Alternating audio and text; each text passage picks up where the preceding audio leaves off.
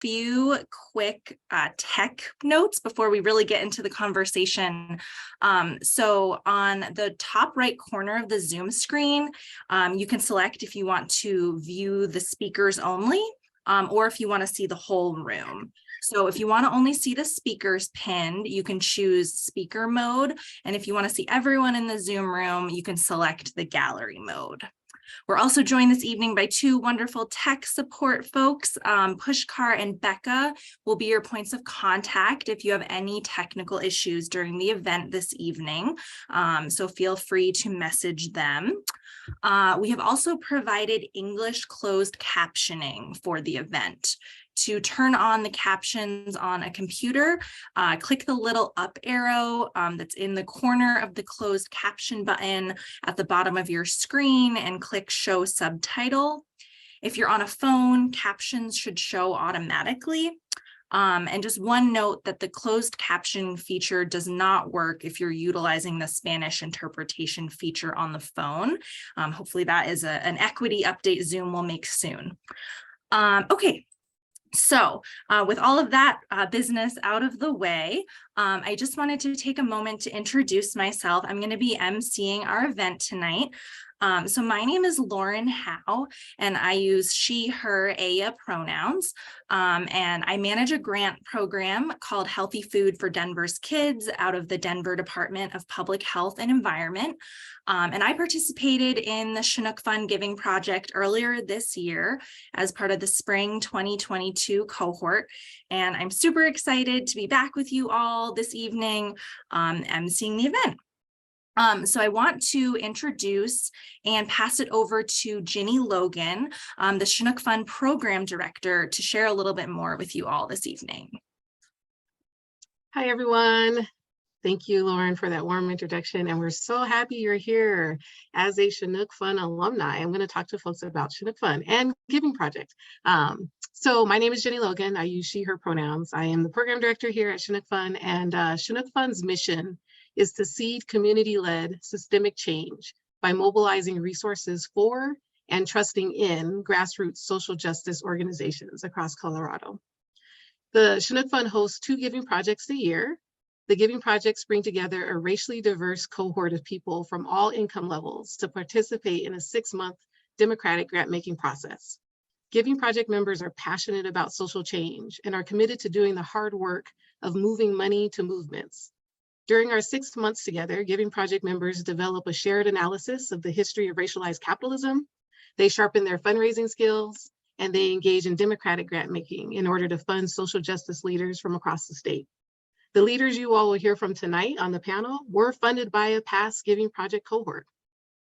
If you're a Giving Project member, past or present, on the Zoom right now, please wave your hands so that the audience can see and acknowledge you for your incredible work to fund change, not charity. To those on the call who are interested in joining a future Giving Project, we invite you to collaborate and to conspire with us to fund many more grantees like the ones you will hear from tonight. You can find information about the Giving Project on the Chinook Fund website, and we will drop some information in the chat near the end of the panel.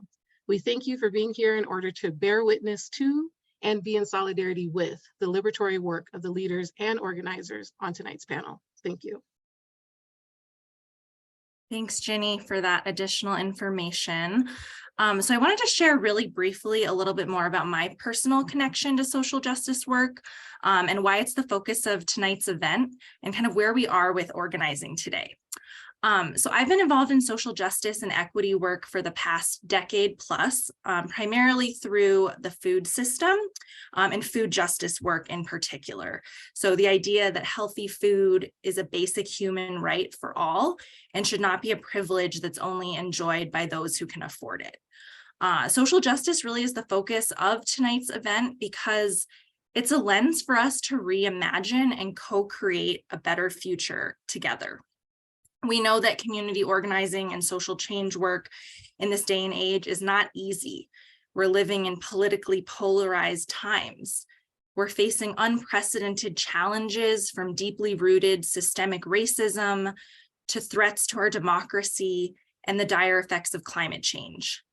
However, I'm truly heartened by the incredibly inspiring work of our grassroots community-based organizations that continue to forge ahead in the face of these challenges. Together, these organizations are making tangible, equitable, and systemic change in their communities. And I'm so excited to hear from some of them in just a little bit. So again, just a shout out to folks on the call who have participated in a giving project. We encourage you to type your name and the year you participated in the giving project in the chat. We'd love to know who's here with us and continuing to build this strong community. And then a specific call out to people who are new to the Chinook Fund. We welcome you and we're so excited to have you in this space and hope this is just the first of many engagements you'll have with this incredible network. So I'm seeing some of those come in and yeah, just wonderful. Thank you all for sharing in the chat with us. So wanting to just briefly touch on a few of our goals and learning objectives for this evening.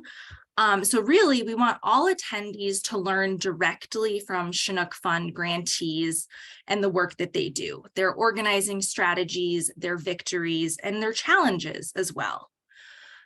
We want everyone to get a sense of what community organizing looks like in different contexts and why it's important.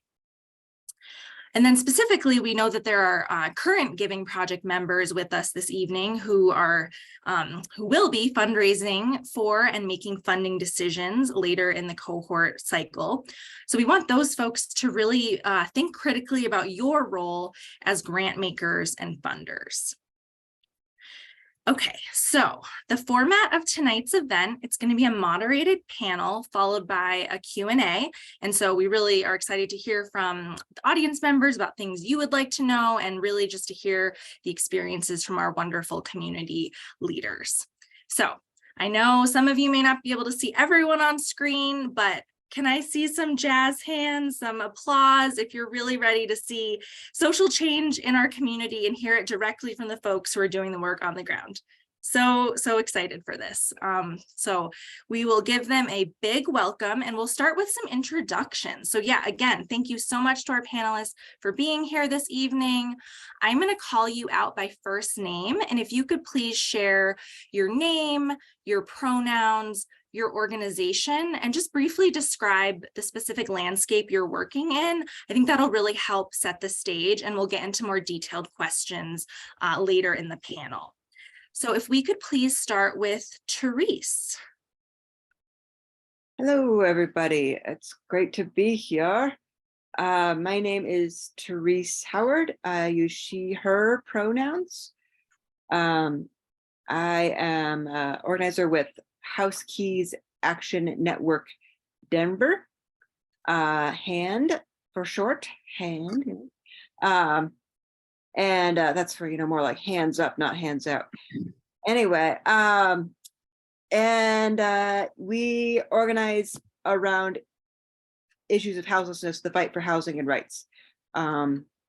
We are a group that is made up primarily of people who are either currently or recently houseless, and organize to really make that voice the foundation of our fight for housing and rights in a society where housing is treated as a privilege for the rich. Thank you, Terese. Thanks so much for being here. Next, we have Rick. Oh, midako yapi lelon betiki lila washtelo. Lakota imachiapi tatanko huhaska na milahaska machiapi Rick Williams. My pronouns are he, him, and old man. I represent a group of Native people here in Colorado who we call ourselves the people of the sacred land. And we're about making sure that we still exist 100 years from now.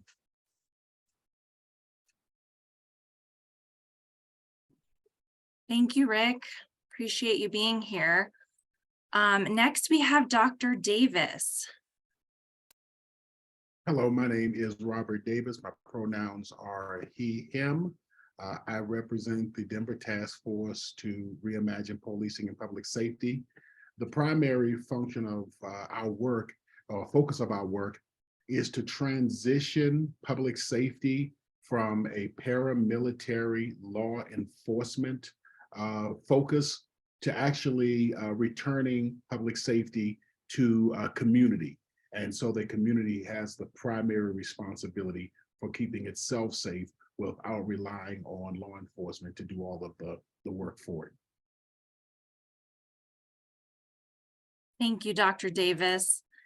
And last but not least, Gabriela. Hi, everybody. My name is Gabriela Jacobo, and I am the director for El Alba Cooperative, pronouns she, her, and very happy to be here tonight. Thank you so much for the invitation. El Alba Cooperative is a full running business that supports entrepreneurs and small business in North Aurora. It has an incubator supporting with an educational pipeline. And we've been doing community organizing in Aurora for quite a while, and very proud and honored to work with our entrepreneurs and small business with El Alba Cooperative. Thank you. Thank you so much, all of you. It's so nice to see you. And when I was in the Giving Project in the spring of this year, these are all organizations that we partnered with and made grants to. And so things are coming full circle. And I'm just so happy to be in this virtual room with all of these incredible humans. So we're going to get right into it with the panel here. So let's start with Rick. Rick, I'm wondering if you can share what you believe are your organization's unique gifts to the struggle. The people of the sacred land bring a voice to the struggle that originates outside the Western methodological theories of justice, truth, and ways of seeing and being. We use our natural native intellect to define who we are and what our future is. So I'm glad to be here. Thank you, Rick. Does anyone else want to jump in and build off of that and share more about how your organization may, complement that or bring other unique things to this work?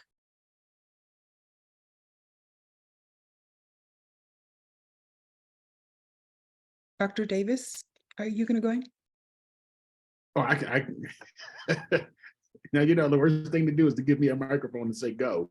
But I'd be more than happy to jump in next. As I shared just a moment ago, I'm with the Denver Task Force to Reimagine Policing and Public Safety. And especially as we think about, as Rick just mentioned, as we think about minority and marginalized communities, one of the things that we really want to focus on is how do we empower these communities to provide for their own public safety rather than being dependent on a paramilitary law enforcement force to provide the public safety. And we as a society have become so dependent on police. We need police to be school monitors. We need police and hall monitors. We need police to be mental health professionals. And I think this is one of the major reasons why we're seeing such a high level of burnout in law enforcement. And then we're also seeing a high level of violence of law enforcement towards citizens. And so the task force began to think about how do we develop community-based policies and community-based solutions so that, again, we return that responsibility and that authority to the various communities themselves. And as we talk about what is our unique gift to this struggle, it's three things that I like to share. The first thing is community collaboration. We were able and are able to bring together various organizations with differing perspectives and to create a space where best thinking can occur for the common good of the community. So we were able to bring together 40 plus community organizations, many of which are direct service providers, and to listen to them, to hear them as they helped us to develop solutions, or not us, but as we as a collaboration developed solutions and developed policies and recommendations on how we can, in fact, make our neighborhoods and our communities safer. The second gift that I think that we bring is that we listen to community leaders. We have developed a system to use our 112 recommendations, and that's what we came up with so far, 112 recommendations on how we can improve public safety. And we're using those 112 recommendations as a launch pad to continue developing community-based solutions to improving public safety. And we're listening to community leaders in the area of dealing with the unhoused or providing services for the unhoused, in the area of youth violence, in the area of youth runaway or youth addictions, or addictions in general, or whatever it may be.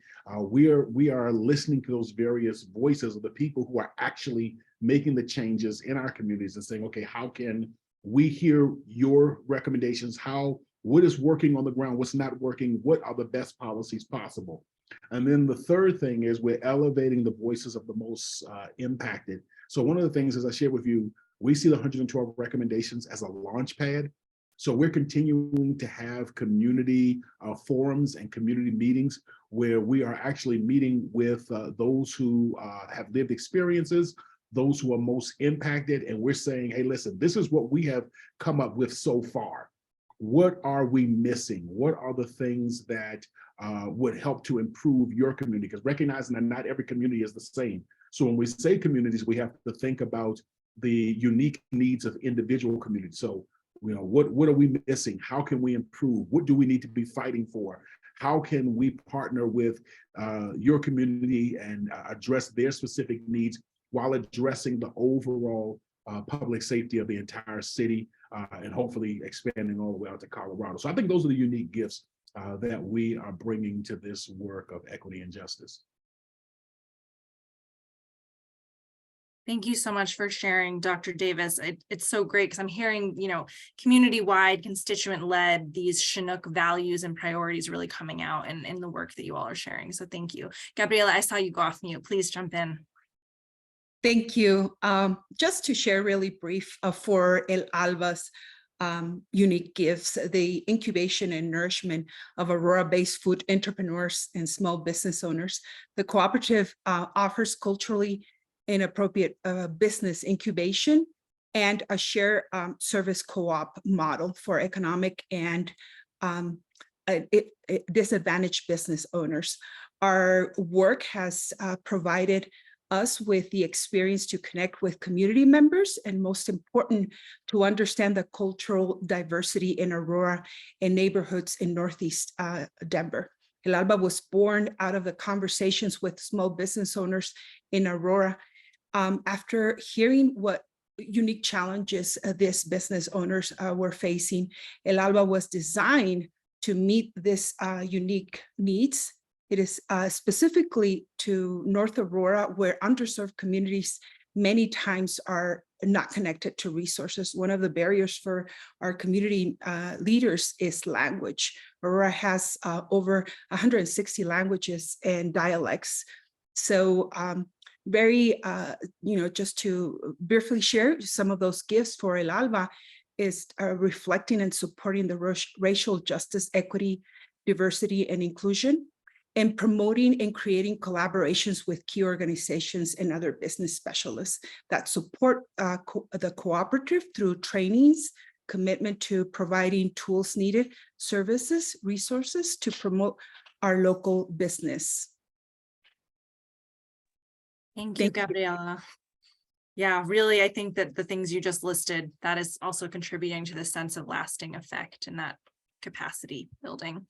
Terese, do you want to add to this question about your organization's unique gifts? Yeah.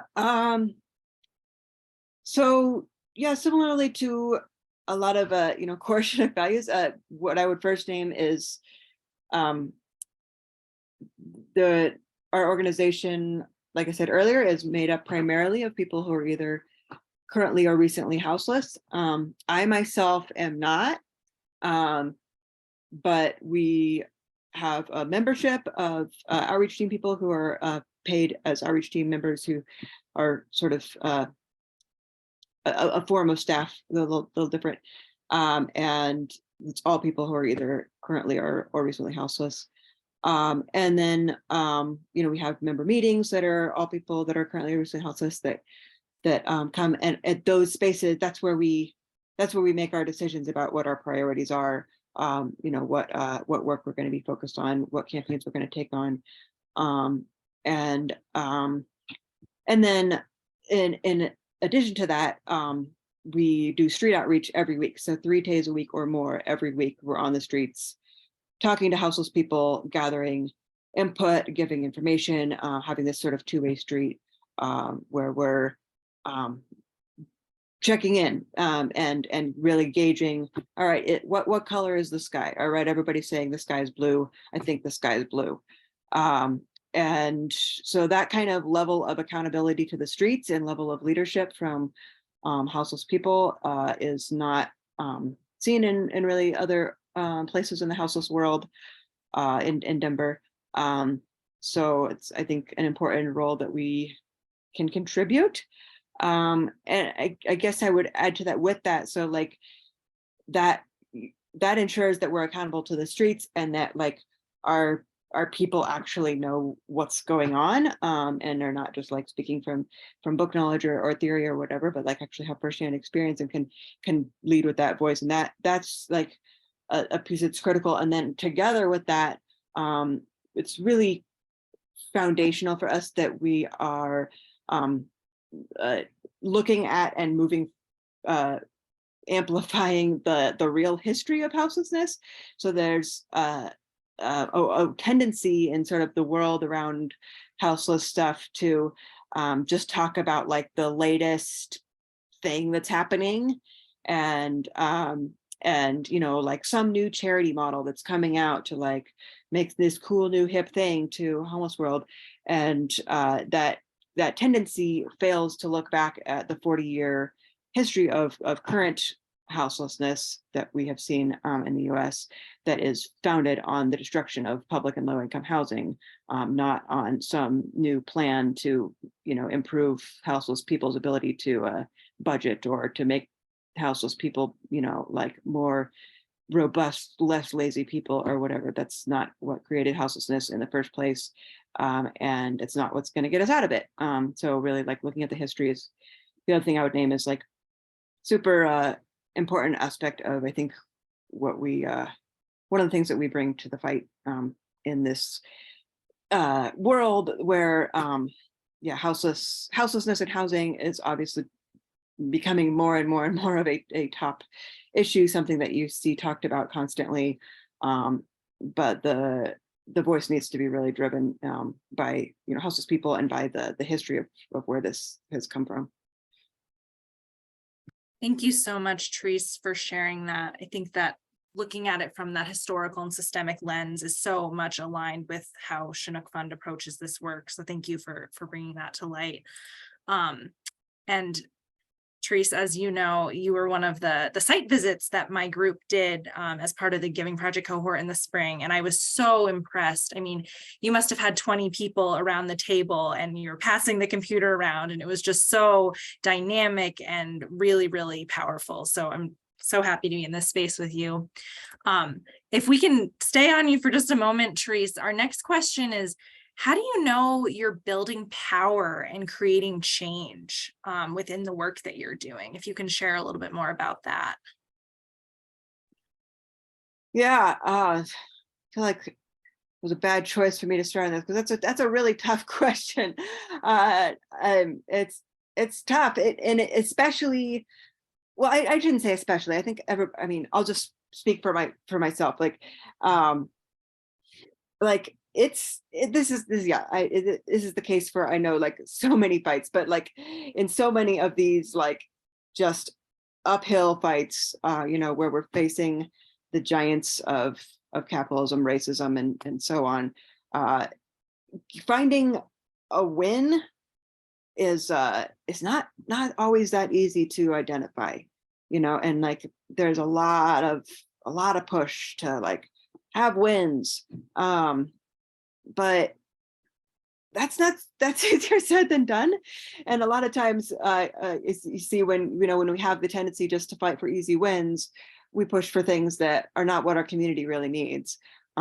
So really have had to like look at wins in different ways. One of the things that is a key indicator of whether or not we're building power is whether or not folks on the streets and folks in houseless world are talking about the shit that we're doing and talking about the issues that we're bringing forward, or talking about the campaigns that we've done, or the posters that we're putting out, or whatever.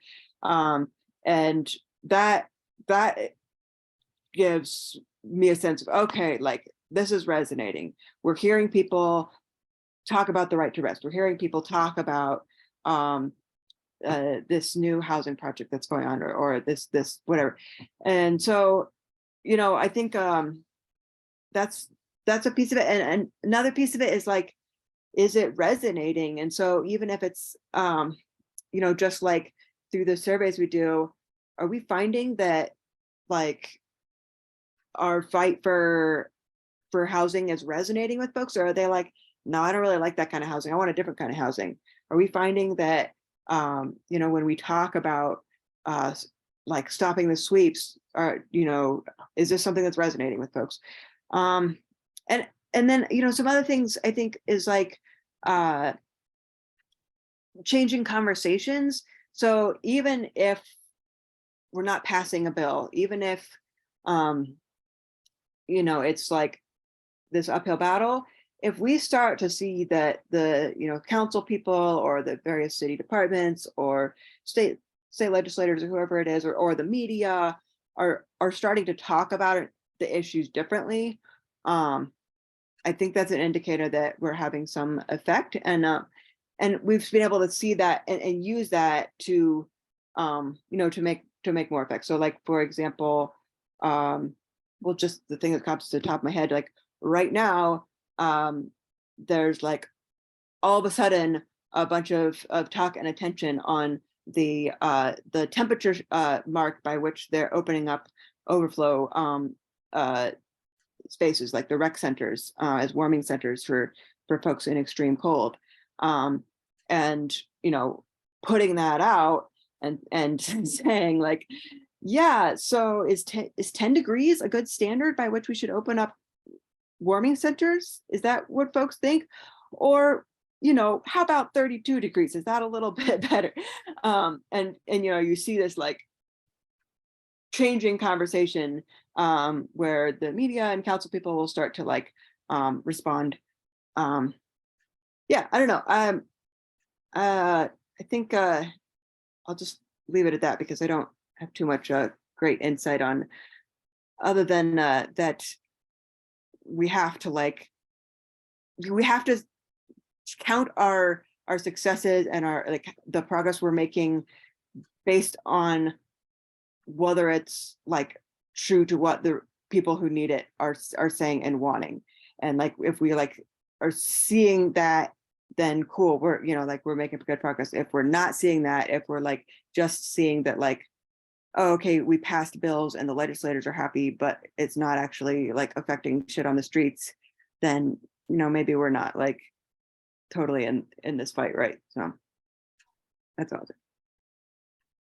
Thank you, Terese. This work clearly takes time, and it happens in different phases and in different spaces, and we need all of it. So thank you for your work and all of that. I saw Dr. Davis and Rick, you're both off mute. Do one of you want to jump in? I'll go. I want everybody on this Zoom to ask themselves the question: whose land is it? And a second question is, why are there no American Indian reservations on the Front Range of Colorado or on the Eastern Plains? And the simple answer is genocide. And it happened in a 3-year period from 1861 to 1867. The challenge is people don't know about it. When we started working in the area of telling the truth, we decided it was necessary for us to to create a Truth, Reconciliation, and Education Commission. What a task, huh? A group of Indian people saying, hey, we're going to take them on. And, the first lesson I learned was from several of our attorney friends said, Rick, you can't call it reconciliation. And I said, why not? They said, because you have to have conciliation to begin with. Call it something else, because there was never conciliation for Indian people in Colorado. And so we set out about, creating this idea, and we wanted the government to help us, which is, always a mistake. And I think, if you really think about it, they wouldn't even give us an ear. So we just said, we're going to do this ourselves. And so we have a privately funded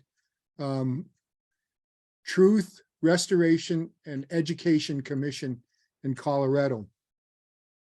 When you think about the history of Colorado, it's very complex, because what you hear or what you can learn is that there's no history for Indian people here. And part of it is and it's not a mystery. It's been kept from the people, and it's been kept from the people for a reason. And that reason is horrific. When you think about the Sand Creek Massacre, that is just one example of what happened to our people here in Colorado and why we're not here anymore. And as we try to tell our story, we oftentimes get, pushback, and people say, well, what you guys are doing, or, the whole thing of critical race theory. And, I say, I don't think so. The work we're doing is not about theories. Our work is about critical reality truth. But through critical reality truth, we've had to change the narrative. We have to change the narrative and everything that we're talking about in regards to the history of Indian people in Colorado. It's so passive for historians and other people to say, well, all the people came out here were settlers. There were no settlers out here. There were invaders, there were squatters, there were people that were trying to steal our land, and we were trying to protect our land. And unfortunately, we weren't successful. So one of the things that we have to do is we're uncovering all of those tragedies. We're uncovering the mistruths of Colorado and its sordid history. We want people to know. We want our children to know about the past. And I think the only way that we can do this is to take control of our own destiny and try to find ways for us to tell the truth and share that truth with everybody. One of the aspects of understanding the truth that we've decided to do with this, with we call it the TREC project, Truth, Restoration, Education Commission.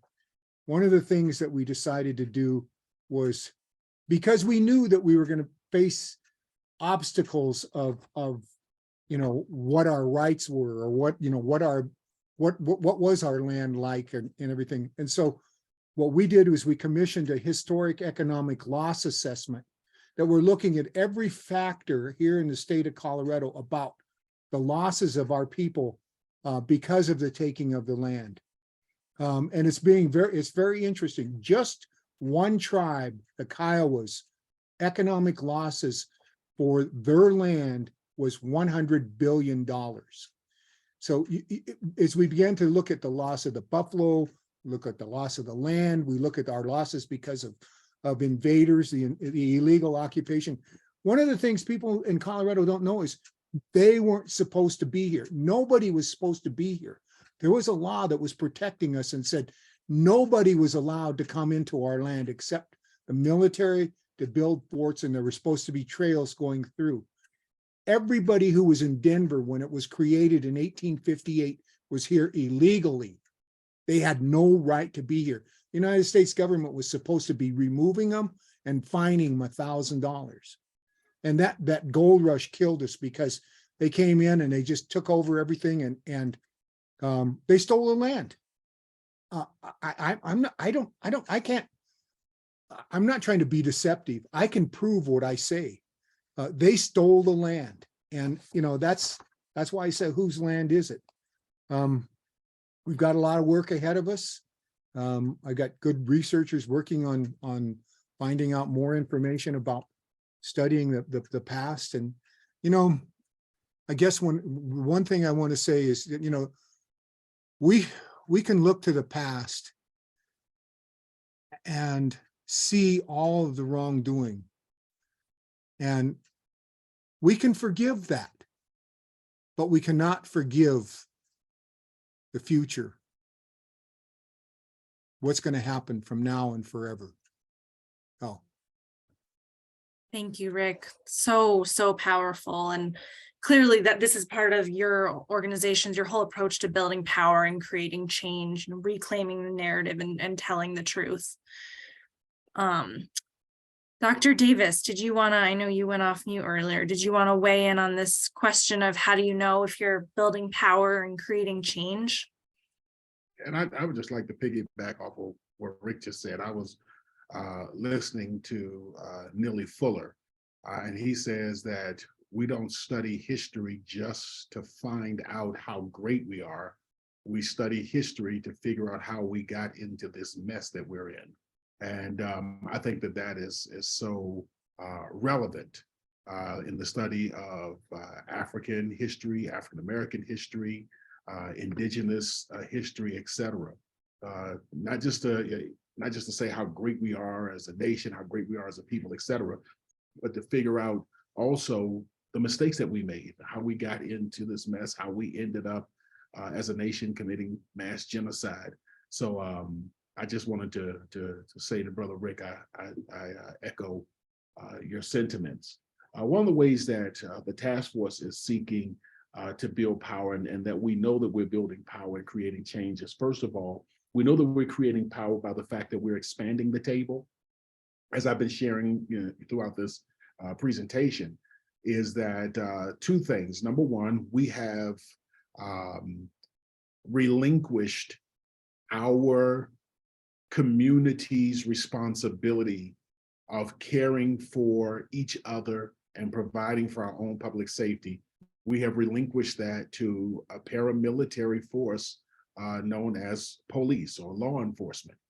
And so the fact that we are bringing individuals back to the table, community members saying that, hey, this is what we want, this is how we want public safety to look, we want to take back control, tells me that we are expanding the table, that we are in fact creating power through that process. The second thing is, the second challenge that we have as a society is that the decisions for communities are oftentimes made by individuals who don't live in the community, who are not invested in those communities. So we kind of outsource to elected officials, to appointed individuals, et cetera, for them to tell us what our communities need. And so we are trying our best, and we've gained some traction. We're not all the way there yet, but we've gained traction in flipping that paradigm and saying, hey, no, it shouldn't be where others are telling us what we need relative to education, what we need relative to housing, what we need relative to safety, or whatever whatever it may be. It needs to be where the community says, this is what we need.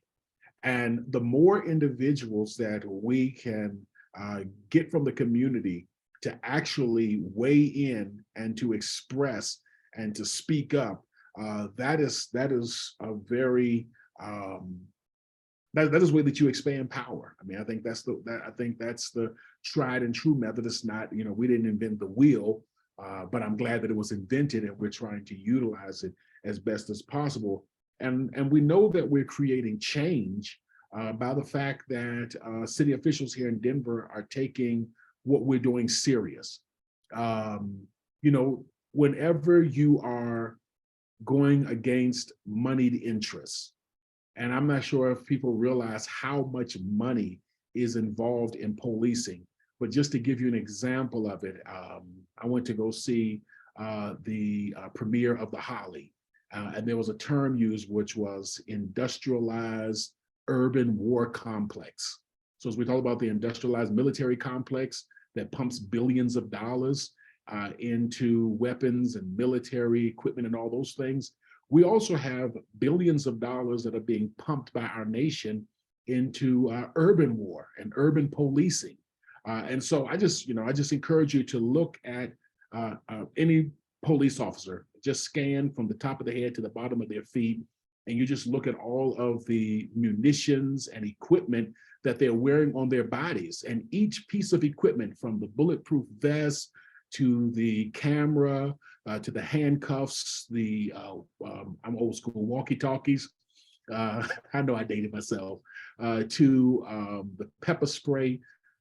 Each one of those things represents a corporation that is getting a piece of our tax dollars in the name of keeping our community safe.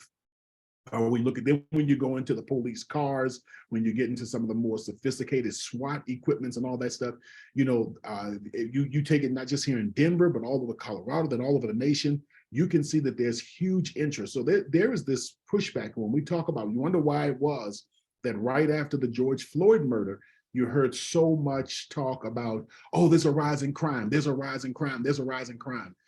I came from, in Washington, D.C. this past year, 100+ people were murdered, and that was ridiculous. But I was a child of the 90s, the late 80s and 90s, when Washington, D.C. was the murder capital. And it was, regular for us to have 600 to 900 murders every single year. So, you now have this, oh, look at the rise in crime, look at the rise in crime. When you really compare it to its historical graphs, there is not, but somebody needs to get that narrative across. Somebody needs to perpetuate that narrative that there's a rise in crime so that we can get people scared, so that we can continue the process as normal. I say that to get to this point about how we know that we're creating change, is that we are in a place now where elected officials and city officials are taking what we're doing seriously. So the city of Denver has developed a dashboard where they have actually responded to all 112 recommendations. We have ongoing conversations with the district attorney's office, the mayor's office, the Department of Safety, city council, et cetera, who are saying, okay, how can we look at what you're doing and actually see ways to implement it in the city? And I think that in of itself, considering how much moneyed interests are against these reasonable community-based solutions, not just the ones that we've come up with, but the ones that others who have looked at these issues have come up with. There's money in keeping police in schools. There is a lot of money in having police officers as mental health professionals. There's a lot of money over policing our unhoused neighbors. There's a lot of money in this. And so the fact that we are engaging and even hosting these conversations, and that they're being taken serious, is an indicator that we are in fact creating change. And when I say we, I'm not just talking about myself, I'm talking about all of the organizations that are part of the task force, all the organizations that are making huge changes in the city of Denver. And so I'm actually encouraged. I'm going to end on this. I'm encouraged because as someone shared a little while ago about a narrative, I'm encouraged because I think we're beginning to see from the grassroots a change to the narrative, a change that says we cannot arrest, incarcerate, and shoot our way out of the dilemmas that we have in our larger cities. We have to approach it from a different perspective. I know that it's possible. If you just think, again, I told you, I was born in the 70s, I became self-aware in the 80s, came of age in the 90s. If you had asked me as I was walking out of high school my senior year, do you ever think that gay marriage would be possible? I would have laughed at you. I'd have said, there's no way that our nation would ever embrace gay marriage. And that was in the early 90s. But the narrative, people continue to talk about justice, talk about equality, talk about equity. And so as those conversations, it took a long time, but those conversations broke down some serious walls that had been erected in this nation. And I believe that as communities are continuing to have these conversations, as the task force is hosting and facilitating these conversations, that we're going to change the narrative. I don't know how long it's going to take, but I believe that we're going to change this narrative. And as we see the narrative changing, we're going to see a lot of how we do public safety as a community change as well. That's how you create power. That's how you create change. Thank you, Dr. Davis. Wow, so inspiring. I love that idea of flipping the paradigm and not having other people tell us what we need, but defining it ourselves, uplifting our own community voices. I'm learning so much from you all. Gabriela, do you want to round us out on this question about how do you know that you're building power and creating change? Yes, thank you. So for us, and working with the cooperative, El Alba was created out of community feedback. Business can be created at any time, but specifically we connected with community members, listened to them as I mentioned before, and heard the needs. So knowing the power of unity and the uniqueness of identifying the uniqueness of a community, the history on this gastronomic indulgements that we all go through, but that they have the history through families, through generations, recipes, and how powerful and happy our community members, our entrepreneurs are to share their gifts of service and products through the cooperative. This was a no-brainer to El Alba as a cooperative. And the other part is, the uniqueness of the gifts of creating this awesome products and services, but also that these are family-run business, that we're talking about community, business from the community, and business run from within the family network, and business staying in the community, sustaining communities. So as well, this was a no-brainer for creating change and unity through El Alba. And then the support that we created to market the products and services from our entrepreneurs and small business owners, that how proud they were to create these menus, promote and want to be serving the communities and other clients. So that was also something that we had to do. How do we market our small business so that they transmit their culture, they transmit their taste, their history? This was very important. El Alba has set itself as a cooperative model of unity of small business coming together. And we feel very proud of this, because we normally, or a lot of times, we see business competing, but how do we bring those business when we identify that there are barriers and lack of resources? And the other part is that, we promote this business in North Aurora, and in North Aurora, there are big institutions, hospitals right in the middle, in the heart of this community. So how do we promote also the conscious to those around this community to consume local, to buy local, to approach our small business and be able to promote this so that local business grow throughout their community, and knowing that we can hold big institutions or other clients accountable to not, well, there's already a threat and ongoing displacement, but how do we support them as much as we can so that we keep our families in the community, in our local business, and growth in the community. Another thing that I mentioned was, of course, the language barrier. And for El Alba, it has been key, not only to promote and market the small businesses, but also to provide those tools, knowing that there's a need for one-to-one guidance. And then throughout the market, how do we interpret our small business so that they learn and encourage them also to obtain the tools to run their business with, interpretation or the tool of learning the language. So I think these are just some of the examples, and on how we build and create power through our unity of our small business and supporting each other to create change. Thank you, Gabriela. This idea of throughout this process of building power and creating change, we can't forget about culture and history and sense of place of where we are in the world, and community supporting each other and holding each other accountable. I love that.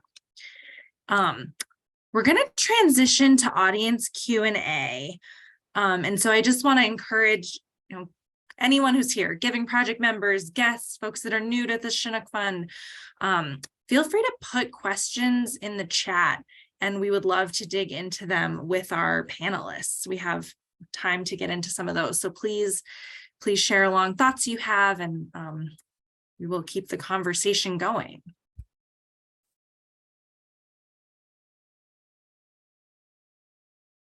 I'm just feeling really inspired by what everyone has shared so far.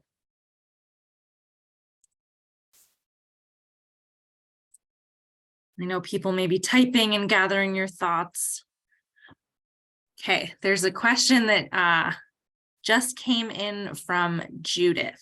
So can you share a little bit more about what sustains you in this work? We know this social change work, community organizing, this is hard work.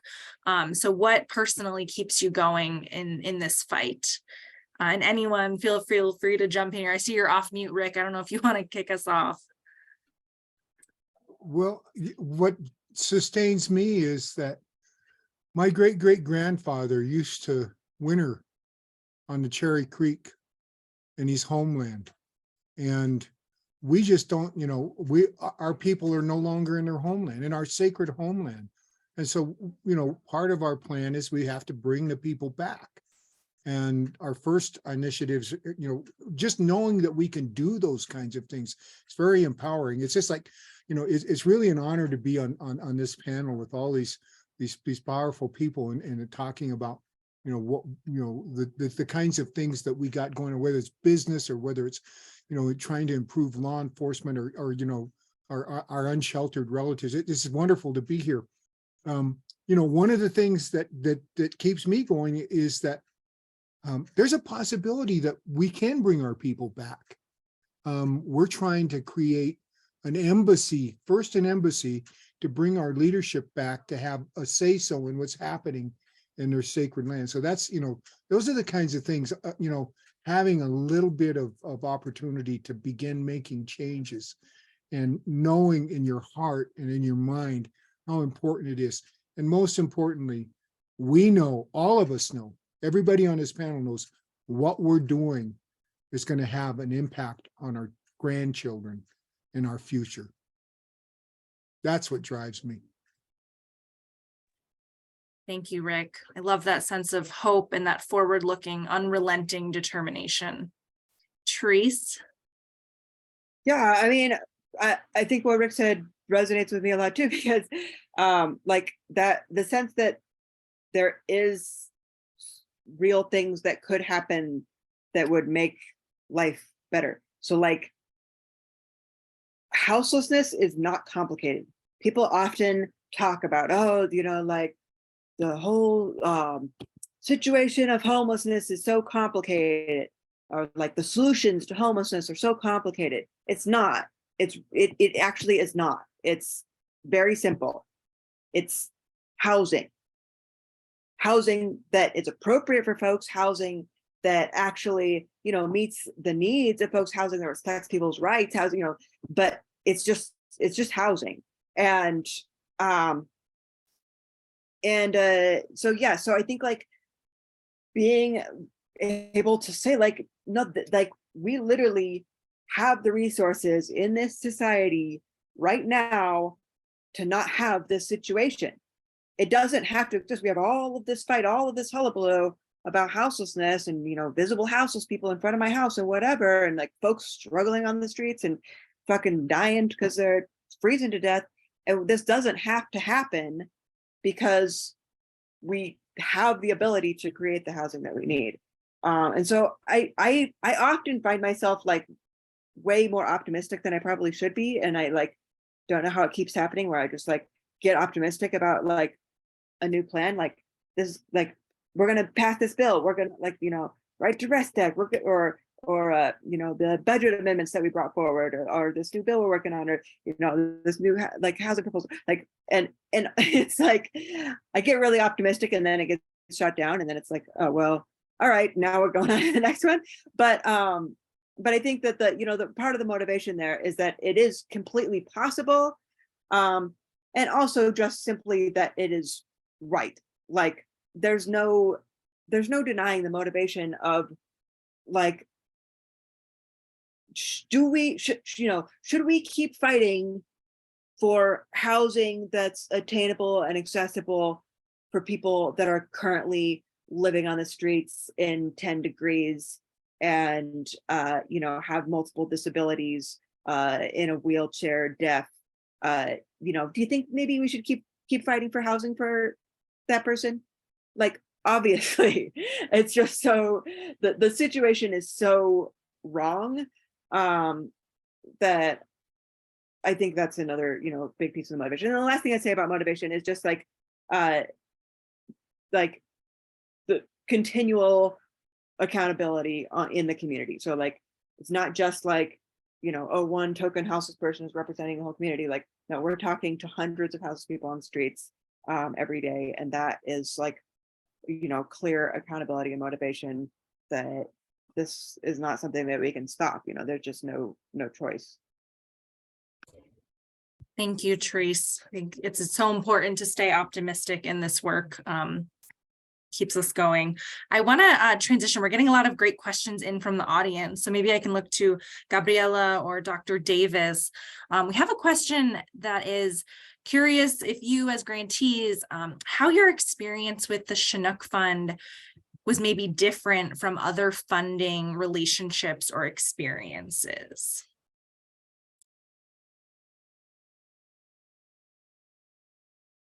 I will jump in. For us, building the credibility, sharing the awesome work that community members, leaders, and our entrepreneurs are doing was, a must. And to have Chinook understand, because in an application, you can't put all the heart and effort that our community leaders are doing, let's be honest. But how we can express and, with a site visit or with a conversation, really be able to explain, well, it has to be when somebody's understood and when somebody has the experience to understand. So I think this is where we are coming from, that the work that community leaders are doing, that it's understood and that it's appreciated. So this is always, I always say, I'm extremely grateful when somebody's able to understand in few words. But again, because it's from experience that other people are able to understand this. It has happened to me in the past that, I have explained the work over and over, but a lot of the times it gets, it falls into the cracks where if any detail is kind of left out, there's some information missing and, the message is not transmitted. So I think what I'm trying to say is,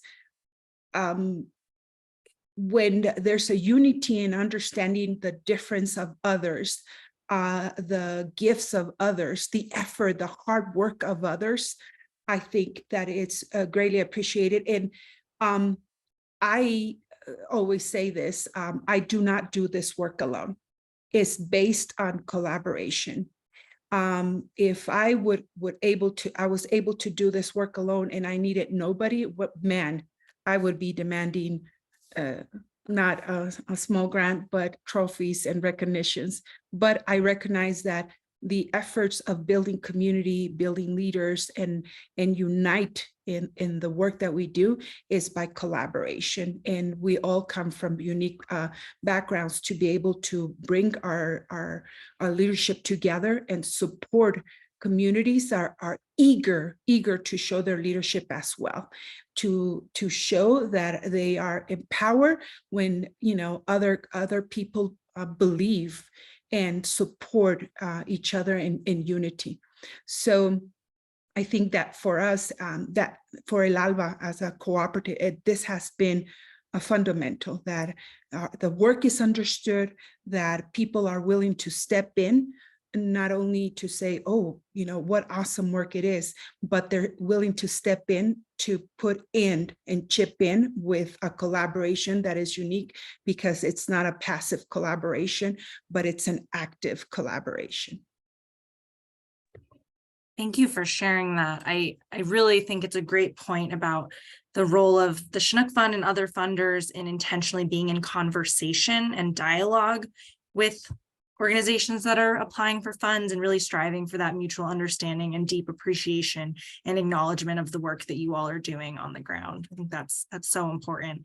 We have so many great questions coming in. I just want to make a quick note that for the questions we don't get to ask tonight, because we have limited time, we just encourage people to reach out directly to grantees, get to know them and their work directly, because we probably won't get to all the questions, but really just encourage you to keep the dialogue and conversation going. To Gabriela's point, we had a question that came in more specifically. I think Dr. Davis, you might be really poised well to answer this.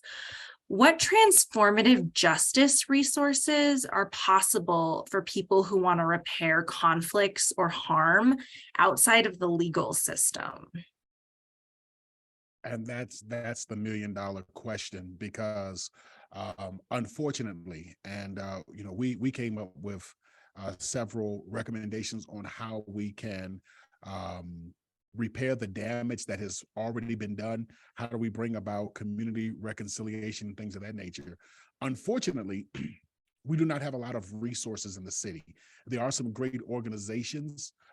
There's two of them that I would like to reference. They work very closely with the task force. The first is the Conflict Center. They do a lot of work around restorative justice.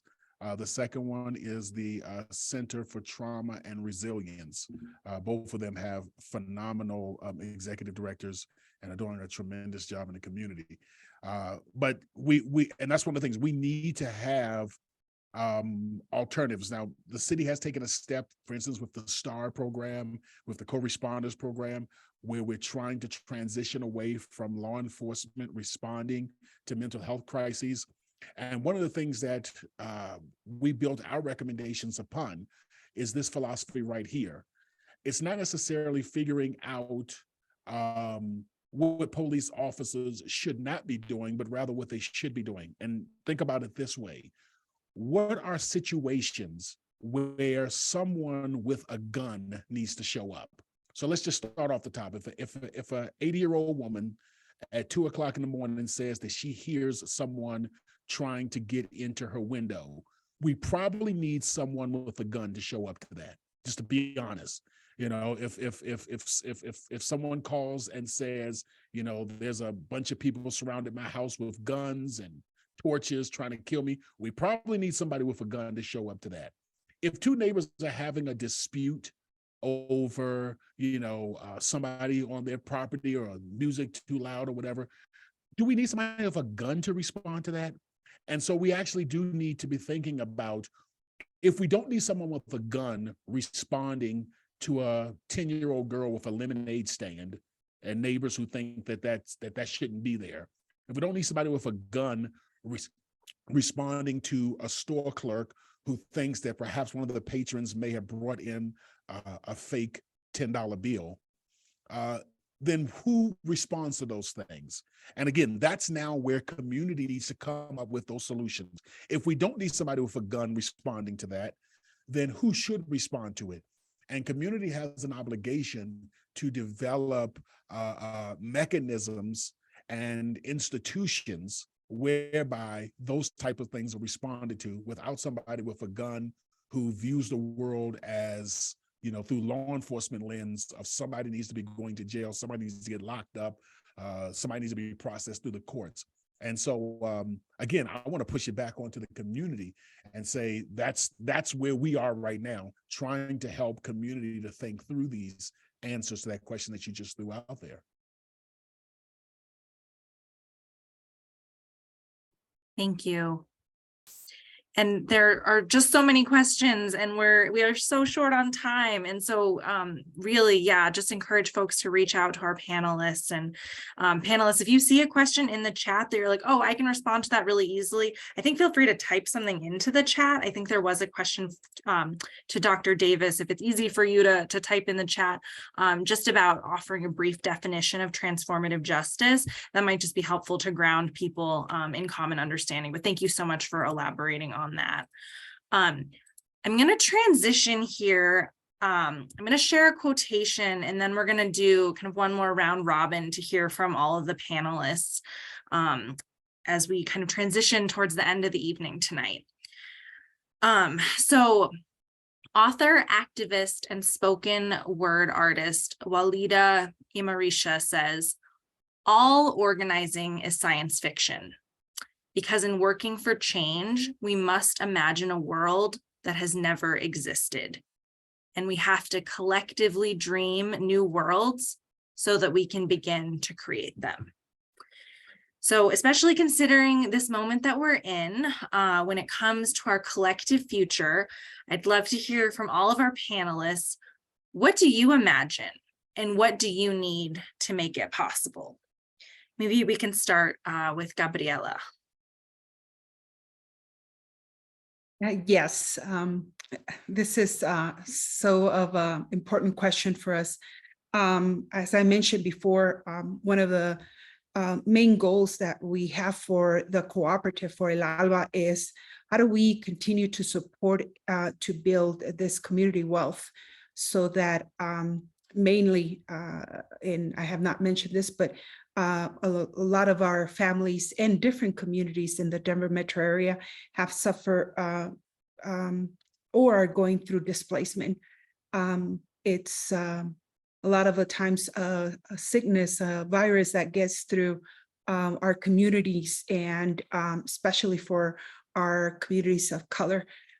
So for El Alba, this is a key, because we imagine a future of which all Aurora's diversity residents have access to, especially through with the support in the creation of El Alba, and hopefully others that would follow along to bring unity, is the access to entrepreneurial opportunities, regardless of class, race, or ethnicity. We want to provide the support, and again, in collaboration, so that we can work together to achieve success that might not be possible individually. And this is allowing entrepreneurs of colors to thrive in their own community, and to build community wealth, again, improve financial security, and ultimately improve social determinants of health. For us, it has been key to provide our entrepreneurs, our co-op members, with the most basic tool, which is a kitchen. If we're talking about food services, the main tool is a kitchen. So we know that one of the barriers for our co-op members is that the expense of running a business. A lot of our business owners, we connected them when they were in the shadows hiding. Well, I apologize. It's not hiding, but it's in the shadows where they are not seen and running their business through small community networks. Well, how do we support them so they come out of the shadows? They are seen, they are very well known, and they are marketed. Well, it's providing those fundamental tools. So hopefully, at least for El Alba, this is us imagining that commercial kitchen, that commissary kitchen for El Alba that is so needed, and to be in their own community so that they are not in the shadows, they are not hidden, but they are marketing their full running business. Thank you, Gabriela. Yeah, this idea of building community wealth, obviously so aligned with the work of the Giving Project and transferring wealth and helping to uplift our neighbors. So appreciate that. Rick, jump in here about what you see as our collective future and what do you need to make it possible? Well, I hope to win the lottery, but that didn't happen. That would have solved a lot of problems for us. Quite a few less homeless people and better businesses, and we could have done something with that if it got right into the hands of the right community. Secondly, and this is really important, is we need to continue to build allies in everything we do, because, and especially for Native people, there's not a lot of us. We can't change the city of Denver. We can't change the state of Colorado alone, but collectively we can make those positive changes. And specifically, I think what needs to change is the state of Colorado and the city of Denver has to acknowledge their historical culpability of what they did and do something positive for Indian people to help bring our people back to this state. Something as simple as this is an idea that we have. Why couldn't the state legislature authorize $100 fee on all land transactions, on all real estate deals going forward? That action alone would generate $40 to $50 million that could help us bring our people back to their homelands. And finally, when we talk about land back, we're not talking about your land. We're not talking about private land. We had our land. We know how it feels. It doesn't feel good to be homeless. It doesn't feel good to not have a home. And so we don't want, when you hear Indian people talk about land back, it's not your land. We want that federal land. We want those 66,000 acres that Boulder County owns. We want to have some of that land that belongs to us back, but not your land. Thank you. Thank you, Rick. Yeah, so powerful. We really we're stronger together and have to be united in this work. Terese. Yeah, so in terms of visioning, we somewhat recently did a survey on the streets with 828 houseless people about housing. So we asked these 828 houseless people in Denver a bunch of questions about what kind of housing people want. What is, when you think about wanting housing, what are you thinking of? What kinds of supports do you want? What's the financial range you're looking at? All these different questions, really kind of looking at this vision of what kind of housing should we be fighting for? And we are still in the process of working through all of the data. As you can imagine, with 828 handwritten surveys, it's been a lot of work. But look out for a release of that report here in the next couple of months. But like I would look to that and speak to that in terms of the vision for the world that we're fighting for right now, because that's voices from, well, ultimately, including the community forums and the interviews we did, it's basically the voice of about 1,000 houseless people in Denver. And you know, a number of things that we see in there are, it's not just floor, walls, and a roof. You know, resoundingly, what we hear from the community through this survey is that they're not just looking for four walls and a roof. People are looking for privacy. People are looking for community. We want basic rights when you're in the house, that, you know, you can't like be kicked out for no reason. People want to have certain kinds of supports, like sports for bureaucracy and filling out paperwork in the complicated voucher system, that folks want to be located somewhere that is, you know, reasonably accessible. Just different things that, you know, are coming out of this that we see as like what a home, and you know, and especially like the deeper narration when folks talk about like, you know, I need a home because I need my daughter back. I need a home so that my daughter can play in a backyard, and not be, you know, with a distant ex-relative who is, you know, is treating her horribly. I need a home because I just need somewhere to hide and not have to go to the bathroom in front of 100 other men. Like, these are like the types of things that folks are saying. And so yeah, so like I really I think to look to this to say, this is the kind of housing that we want. This is like the communities that we want. Amenities, people talk about, you know, like you know, I really want a home that has a kitchen. I want a home that has a bathroom with a toilet that will flush. I mean, like things that you would think are normal. And so yeah, so as we think about this, then the next layer of the vision is, how do we get there? How do we, you know, how do we have that? And a big part of that part of the visioning is saying, this is not something impossible. We have the housing, we have the resources in our society to do just this, what these 828 people are saying that, you know, they want. We just need to reallocate how we you know, transfer those resources. And so you know, let's talk about what public housing really means. Let's talk about why our public housing was screwed over so long for so many years through racist policies that were defunding public housing, that were not, you know, keeping up with updates, that were, you know, redlining it and so on. How, you know, let's talk about how that is the form of public housing that people think of, but not the form of public housing that we can have and should have.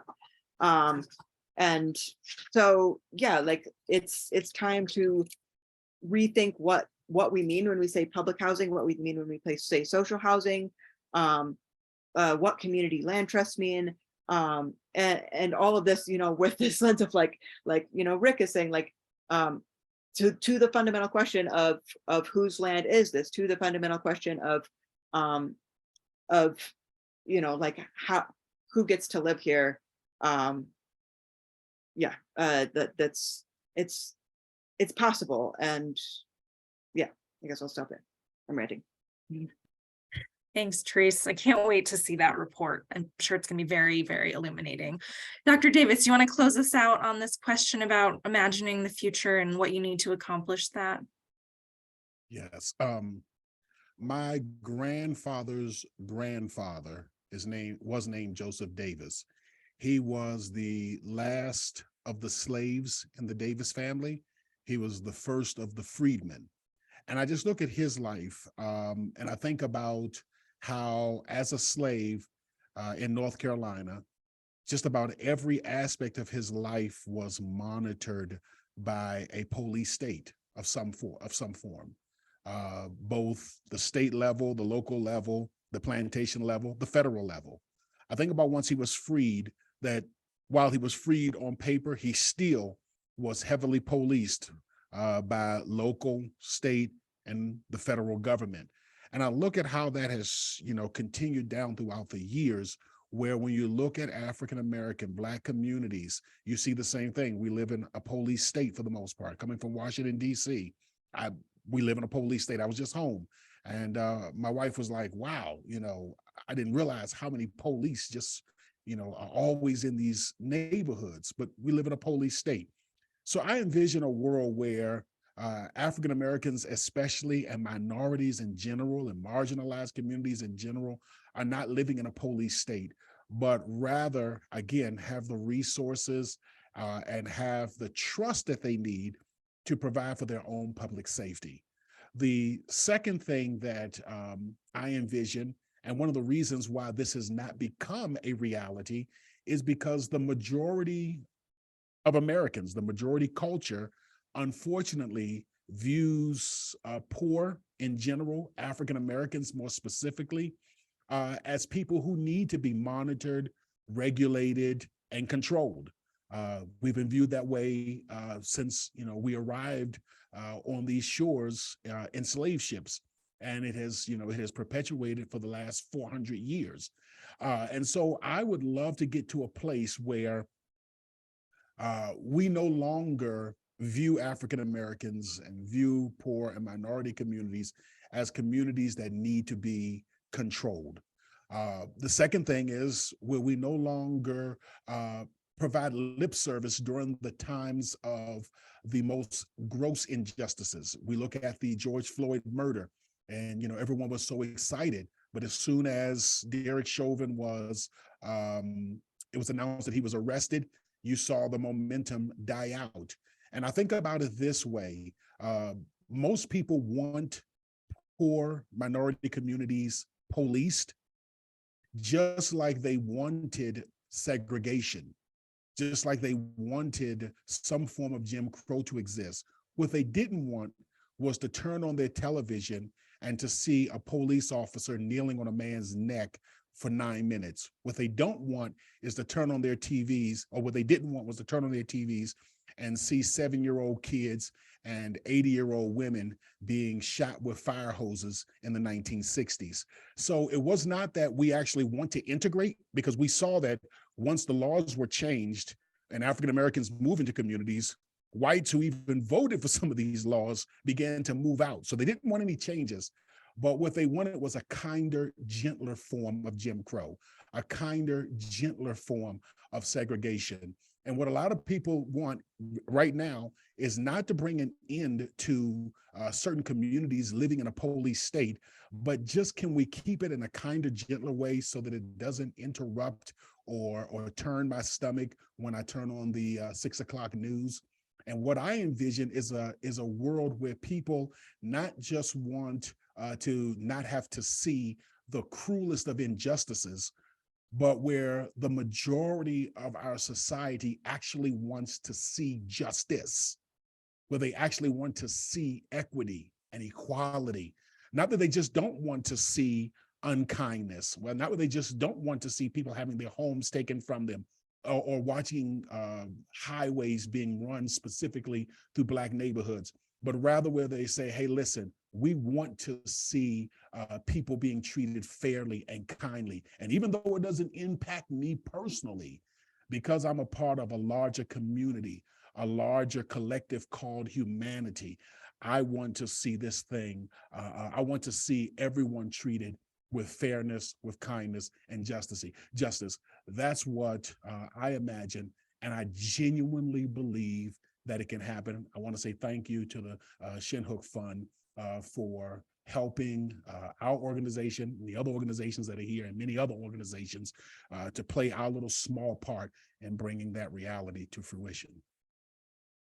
What a note to end on, Dr. Davis. Thank you so much.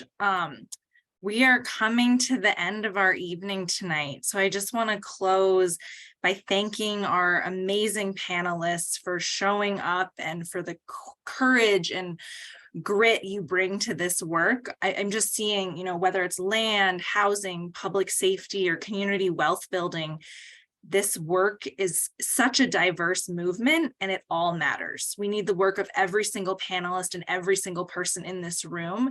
It's about collective action and flipping the paradigm and changing narratives and shining the light on historic inequities that have intentionally been obscured and hidden.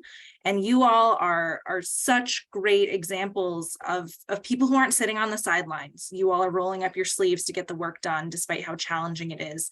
So thank you for being the community leading the work. So if folks were moved by this work, we encourage you to please go to the Chinook Fund website and make a financial donation. We'll put the link to the donation page in the chat. Please indicate the giving project if you'd like to give this evening, if you were inspired by this great work. We also have an exit survey that we would love for you all to fill out and give us feedback as you leave the Zoom room this evening. So just to see how we can improve these types of events moving forward. If you want to learn more about the Giving Project, please visit the Chinook Fund website to see our information sessions for the upcoming spring 2023 cohort. If you have additional questions about the Giving Project, please feel free to follow up with any of the program's team members. We'll share information in the chat on that as well. Quickly to Giving Project participants, please take a 15-minute break. We'll reconvene at just after 7:45. And to everyone else, thank you so much for joining tonight, for wanting to learn more about this work and being part of the movement for justice in Colorado. Please take a moment to complete the exit survey as you log off. And thank you so much to our panelists, to our interpreter, to our tech support, and to everyone for being here. We really appreciate you. So have a good evening, everyone. Thank you.